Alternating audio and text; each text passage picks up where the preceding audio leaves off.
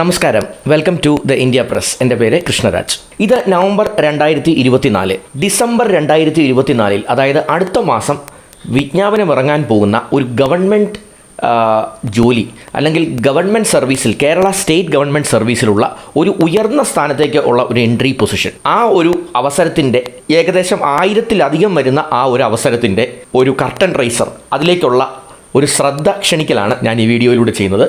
ആ അവസരം എന്താണ് എന്ന് നമുക്കൊന്ന് തിരിച്ചറിയാം, അതിൽ ഉള്ള മികവുകളൊന്ന് തിരിച്ചറിയാം, എങ്ങനെ നമുക്ക് അതിനുവേണ്ടി ഒന്ന് പ്രിപ്പയർ ചെയ്യാം എന്നുള്ള കാര്യങ്ങളും ഒന്ന് തിരിച്ചറിയാം. Once again welcome back to this channel.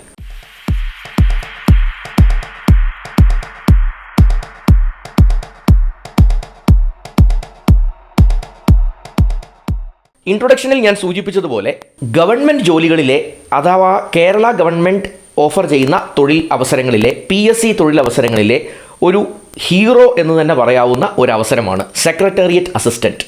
കഴിഞ്ഞ ഏതാനും വർഷങ്ങളിലായി ഗവൺമെൻറ് ജോലികൾ നോക്കിയിരിക്കുന്നവർ സ്ഥിരമായി പരിശ്രമിക്കുന്ന ഒരു മേഖലയായിരിക്കാം ഇത്.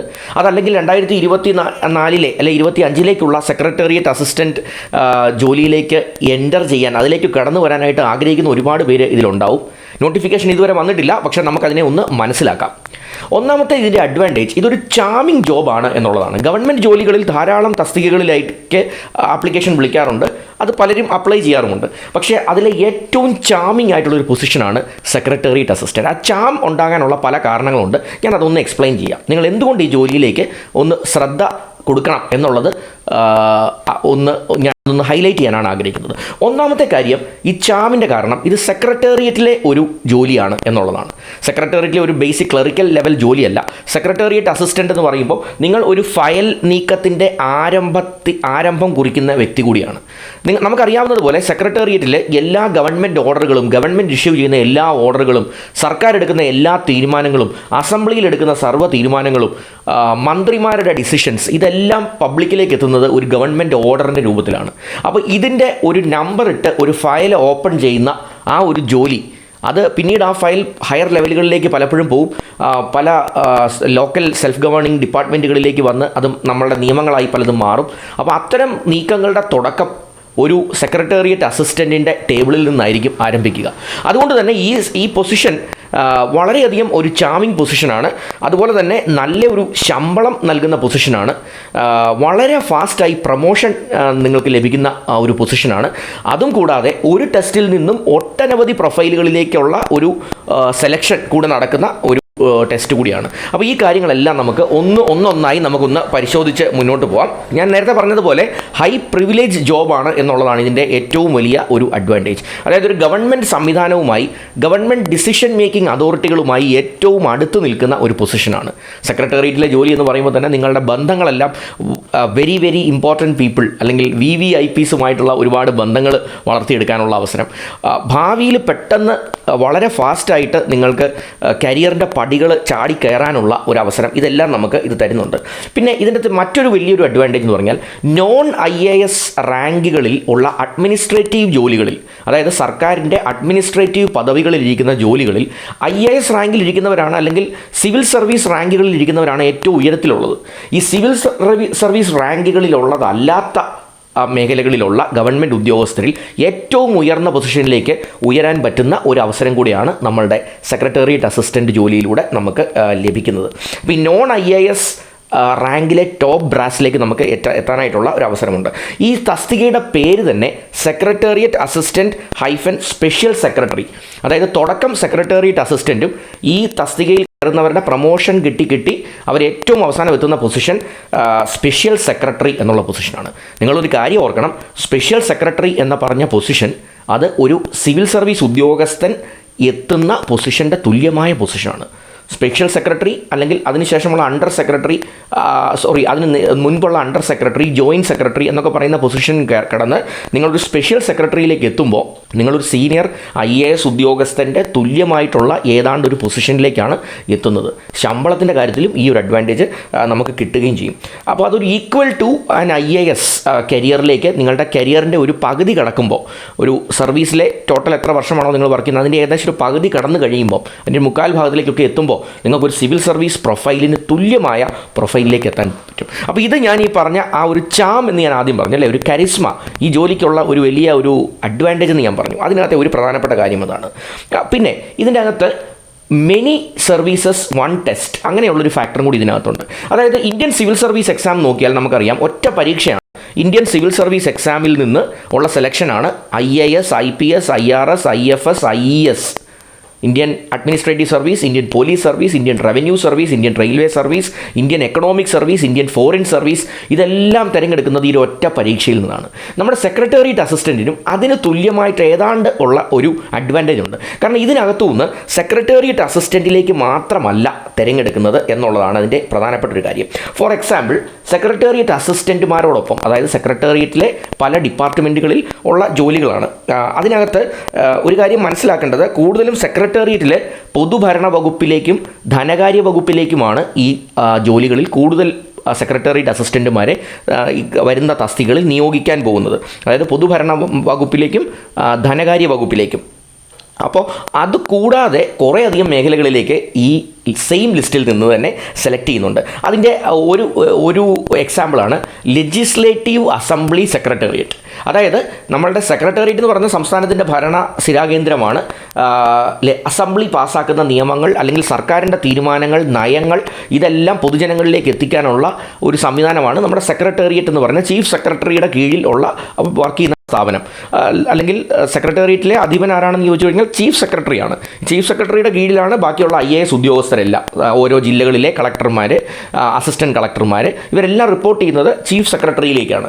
അല്ലെങ്കിൽ മുഖ്യമന്ത്രിയുടെ നേരിട്ട് അദ്ദേഹത്തിൻ്റെ തീരുമാനങ്ങൾ അല്ലെങ്കിൽ ക്യാബിനറ്റ് എടുക്കുന്ന തീരുമാനങ്ങൾ ജനങ്ങളിലേക്ക് അല്ലെങ്കിൽ അടുത്ത കൺസേൺ ഡിപ്പാർട്ട്മെൻറ്റുകളിലേക്ക് എത്തിക്കുന്നത് ആരാണ്?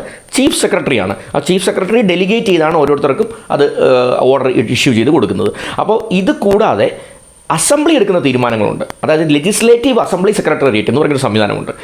അതിനകത്തും ഈ ലിസ്റ്റിൽ നിന്ന് തന്നെയാണ് അസിസ്റ്റൻസിനെ നിയമിക്കുന്നത്.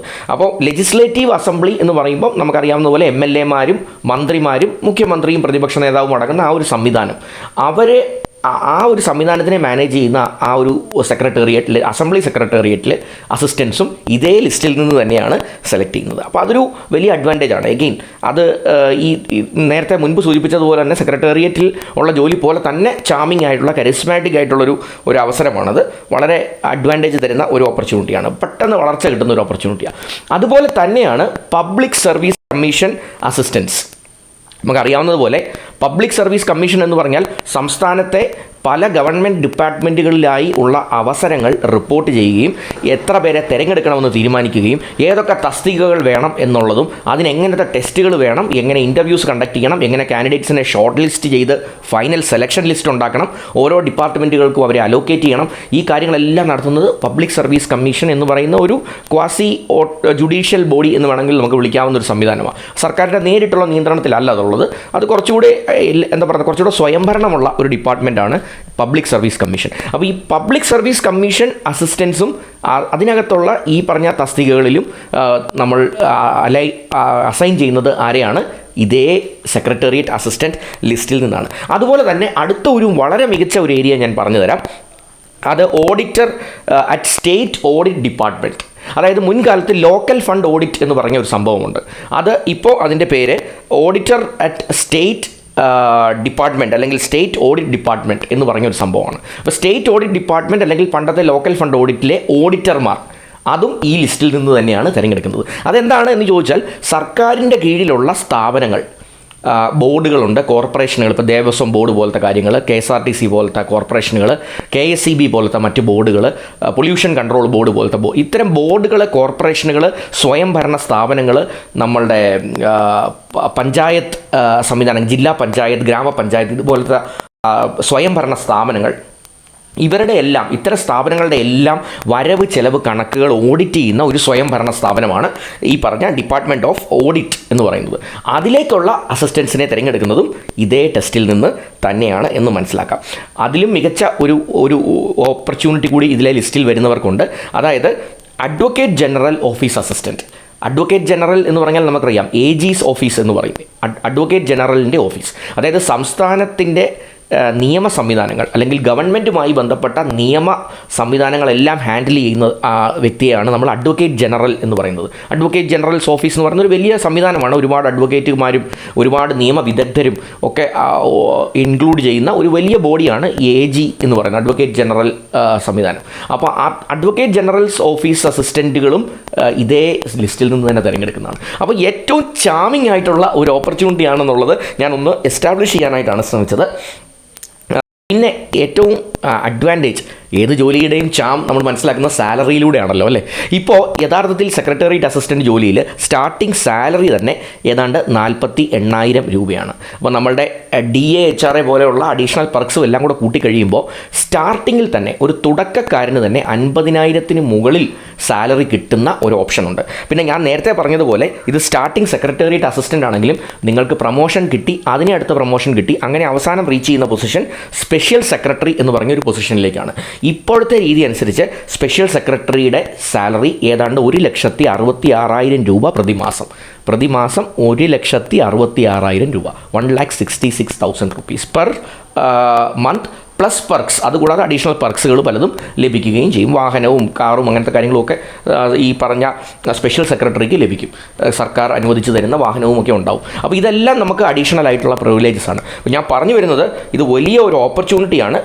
പിന്നെ ഇതിൻ്റെ ഏറ്റവും വലിയ മറ്റൊരു അഡ്വാൻറ്റേജ് വളരെ ഫാസ്റ്റ് ആയിട്ടുള്ള പ്രൊമോഷൻ. ആദ്യത്തെ പ്രൊമോഷൻ ഒരു 4 വർഷം അല്ലെങ്കിൽ 4-5 വർഷത്തിനുള്ളിൽ ആദ്യത്തെ പ്രൊമോഷൻ കിട്ടാനുള്ളൊരു ഓപ്പർച്യൂണിറ്റി ഉണ്ട്. അതേസമയം മറ്റ് ഡിപ്പാർട്ട്മെൻറ്റിൽ 7, 8, 10 വർഷം എടുക്കും ഒരു ജൂനിയർ സൂപ്രണ്ട് പ്രൊമോഷനൊക്കെ തന്നെ കിട്ടാൻ. അപ്പോൾ ഇത് വളരെയധികം മികവ് ഉള്ള ഒരു മേഖലയാണ്. അപ്പോൾ 2024 ഡിസംബറിൽ നോട്ടിഫിക്കേഷൻ വരും. അതിനുവേണ്ടിയുള്ള പ്രിപ്പറേഷൻ നടത്തുക. അപ്പം കൂടുതൽ പ്രിപ്പറേഷൻ നടത്തുക എന്ന് പറയുമ്പോൾ നമുക്ക് കറണ്ട് അഫയേഴ്സ്, ജനറൽ നോളജ്, നിങ്ങളുടെ സബ്ജക്റ്റുകൾ, ഈ കാര്യങ്ങളെക്കുറിച്ചെല്ലാം നല്ലൊരു ധാരണ ഉണ്ടാക്കുക. പിന്നെ ഒരുപാട് മാധ്യമങ്ങൾ, യൂട്യൂബ് ചാനലുകളായിട്ടും പത്രമാധ്യമങ്ങളും ഒക്കെയായി സെക്രട്ടേറിയറ്റ് അസിസ്റ്റൻറ്റ് പാഠ്യപദ്ധതികൾ റെഗുലറായിട്ട് അപ്ഡേറ്റ് ചെയ്യുന്നുണ്ട്. അത്തരം കാര്യങ്ങളൊക്കെ എടുത്ത് സോൾവ് ചെയ്ത് നോക്കുക, പ്രാക്ടീസ് ചെയ്യുക, കറണ്ട് അഫയേഴ്സ് വളർത്തിയെടുക്കുക, പത്രവായന നല്ലതുപോലെ കൂട്ടുക. അതുപോലെ തന്നെ ജനറൽ നോളജ് കുറച്ച് നന്നായിട്ട് വികസിപ്പിക്കാൻ ശ്രമിക്കുക. Logic and reasoning, arithmetical, mathematical aptitude, അത്തരം കാര്യങ്ങളെക്കുറിച്ചെല്ലാം, അല്ലെങ്കിൽ IQ റിലേറ്റഡ് ക്വസ്റ്റ്യൻസ്, ഇങ്ങനത്തെ കാര്യങ്ങളെല്ലാം, mathematical aptitude questions, IQ related questions, പിന്നെ അത്തരത്തിലുള്ള കാര്യങ്ങളെല്ലാം ഒന്ന് പരിശീലിക്കാൻ ശ്രമിക്കുക. അപ്പോൾ എക്സാം ഡിക്ലെയർ ചെയ്ത സമയത്ത് തീർച്ചയായിട്ടും നമുക്കത് ഗ്രാബ് ചെയ്യാൻ സാധിക്കണം.